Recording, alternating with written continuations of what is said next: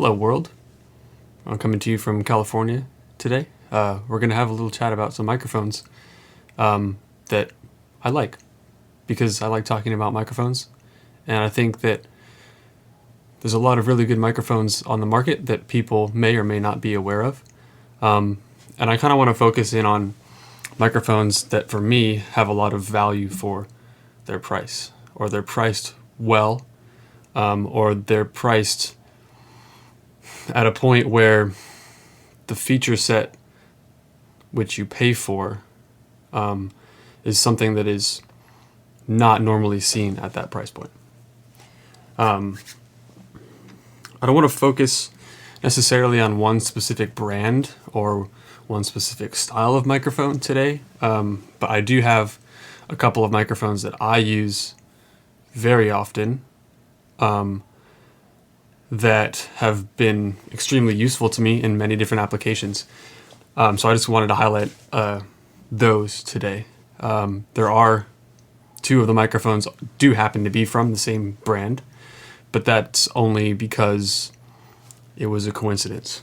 The first one that I want to talk about is from a fairly well-known microphone manufacturer named Shure. You may have heard of them before. They make microphones like this, the legendary SM57, which is used on, you literally put this microphone on anything and you'll get a very accurate representation of what that source sounds like, with a very clever bump in the mid-range that's really useful for guitar cabinets. We're going to talk about this. This is a Shure SM86. Fantastic microphone. It's a condenser microphone in a handheld format, as you can see. It's got a really sleek look to it. It's got this kind of very abrupt taper right here. And it feels nice. It's not too heavy, it's not too light, but it's got a nice, body to it. It is from their SM line, like I mentioned before. It's got this really cool, let me put it next to a 58. Well, it's actually a 48, but whatever. So the capsule, you can tell, is significantly different, and it's like extended and longer, similar to the capsule, or to the, I guess, the grill cover you would see on like a Beta 87A or C. And I've used Beta 87As before, a lot, and I like their pickup pattern. But to me, the Beta 87, I believe, is about $249 US. This bad boy is $179. It's a cardioid pattern condenser vocal mic. That's what they call it, a vocal mic. But I've used this on guitar cabinets. Super cool. I've used it in applications where you might use like a pencil condenser, like on an acoustic guitar. In a piano. I haven't done that yet, but I think it would be really cool in a piano. It's especially mind-blowing on vocals, hence the reason why they sell it as a vocal mic. It's great on snare drum. It's a little bit too condenser-y for the bottom of the snare drum. But I've used it on the top of a snare drum before, and it's really cool. If you want kind of like a different sound than you are used to getting from your 57, and you don't want to do like a double miking with a pencil condenser or some other snare drum miking technique, give this bad boy a shot. It's $179 on Sweetwater, and I have two of these, and they get used a lot. So that's the first one.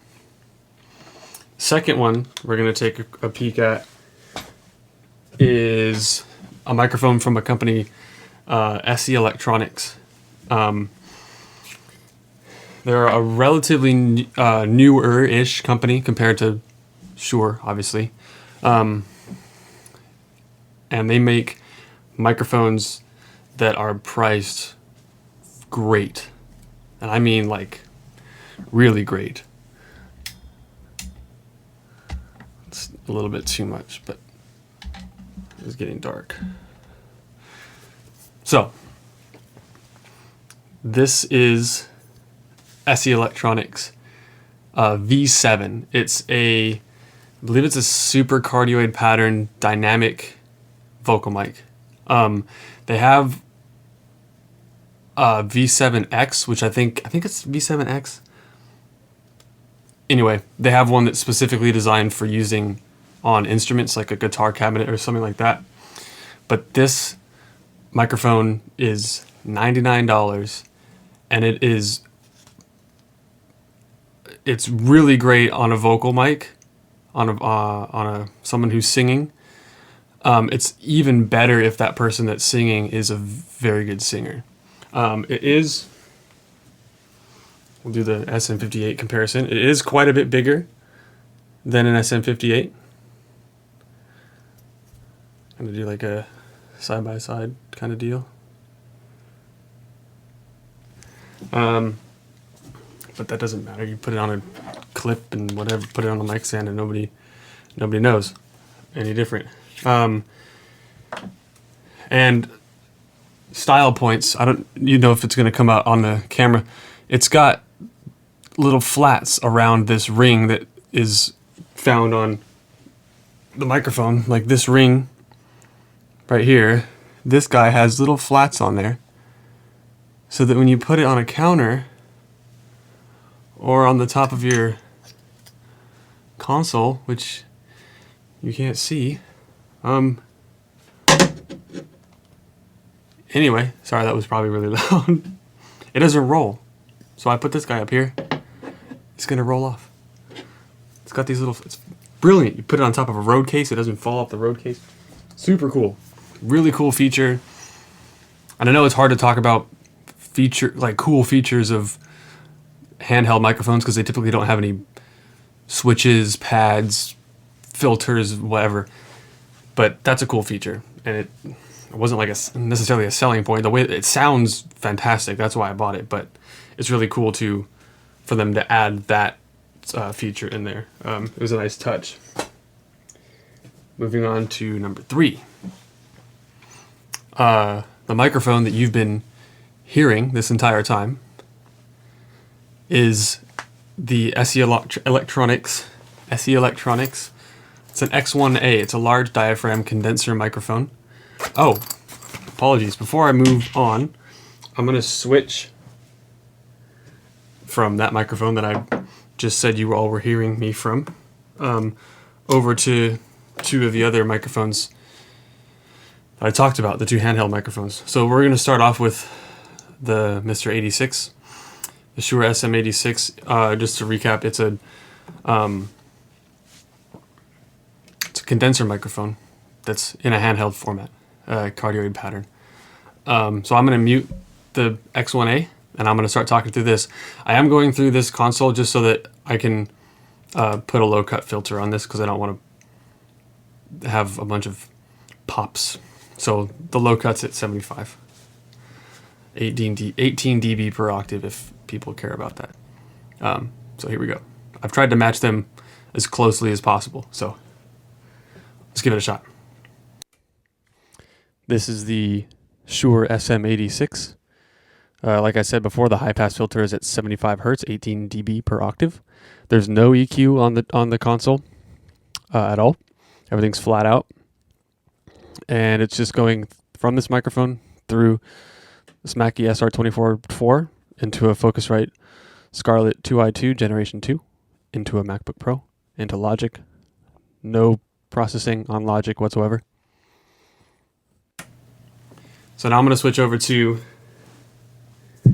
the SE Electronics V7.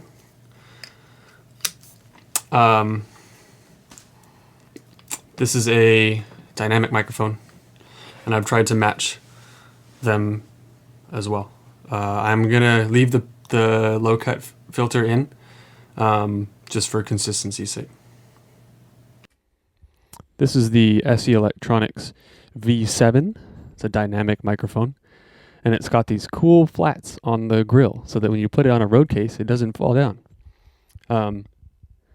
These microphones are a little bit different in character, but I hope that from me talking through both of them, you get kind of an idea of what each of them sounds like. All right. Now, X1A comes in a pouch. That's cool.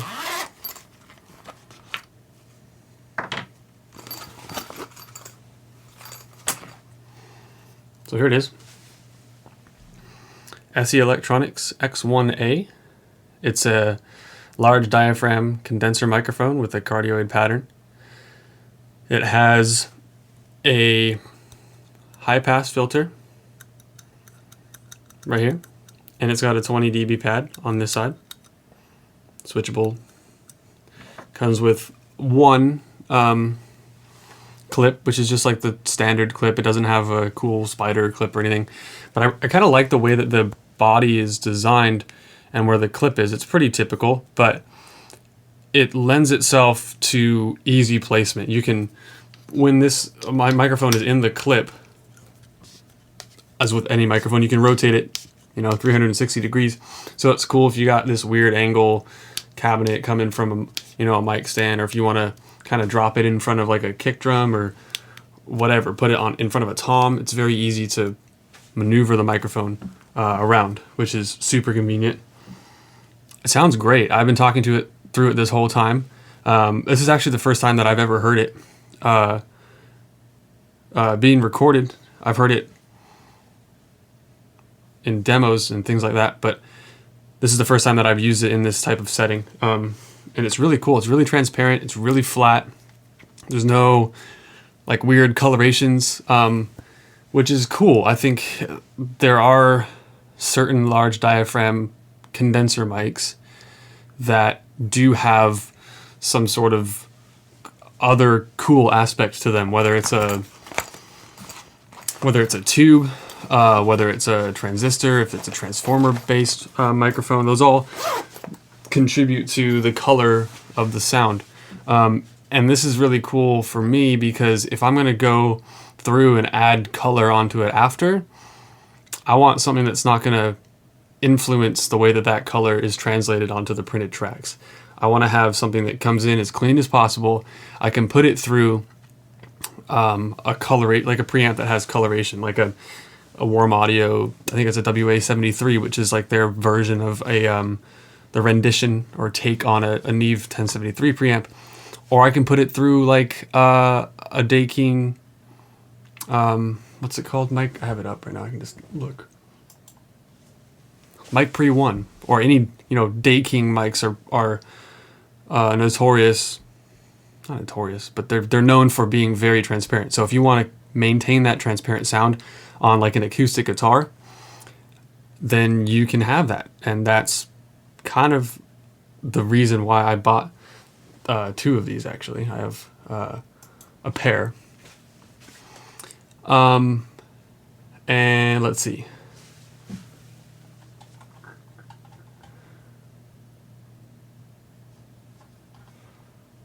I'm looking at how much they are right now.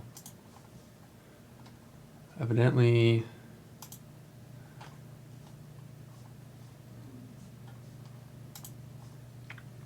well, that's awkward.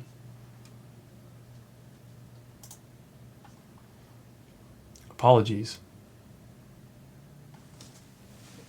$99. $99. You know what else is $99?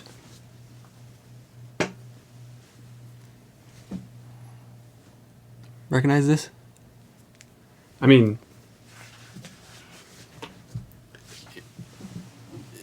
if you want a decent large diaphragm microphone and you don't want to go crazy, this is your guy. I'm very impressed with the way that it sounds, and it just works. It's built really well. It's got weight to it. It feels good. I haven't looked inside of it, so it might be just weighted, but it's a company that they focus on the quality of the components rather than extravagant marketing campaigns or the way the microphone looks, or other things that influence the way that the microphone reacts. They're using quality components, and they're able to source them at a price that that allows them to sell the microphone for $100 for a large diaphragm condenser. Seriously, it's pretty crazy, pretty reasonable. That's all I got for microphones today. I don't really know what I'm doing necessarily by putting these videos out, but let me know in the comments if there's something that you guys want to talk about, if you want me to bring up something, if you want to see more microphones that I have, if you want to talk about direct boxes or consoles or anything, let me know. Catch you guys later.